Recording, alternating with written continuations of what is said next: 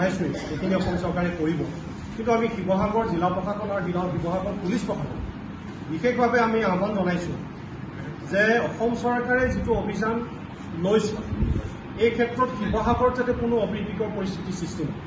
আমি দেখিছোঁ যে কিছুদিনৰ আগতে আমাৰ শিৱসাগৰত এটা চেপা উত্তেজনা বিৰাজ কৰিছিল।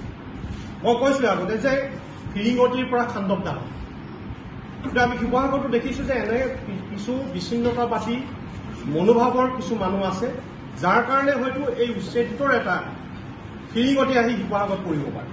গতিকে এনেধৰণৰ যাতে কোনো কাৰ্য নহয়, এনেধৰণৰ যাতে কোনো ঘটনা নহয়, তাৰ কাৰণে শিৱসাগৰ জিলা প্ৰশাসন পুলিচ প্ৰশাসনক আমি আহ্বান জনাইছোঁ।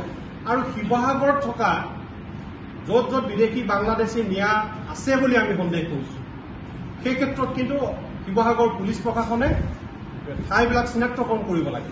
এতিয়া অলপ দেৰি আগতে আমাক খাটপথাৰ কথা কৈছে, ৰেল লাইনৰ কিনাৰত কথা কৈছে, এই গোটেই জেগাবোৰ চিনাক্ত কৰিব লাগে আৰু এই হেকলক কৰায়ত্ব কৰি ইয়াৰ পৰা বিতাড়িত কৰাৰ ব্যৱস্থাটো কৰিবৰ কাৰণে আমি সমূহ সংগঠনে আজি শিৱসাগৰ জিলা প্ৰশাসনক আমি আহ্বান জনাইছোঁ।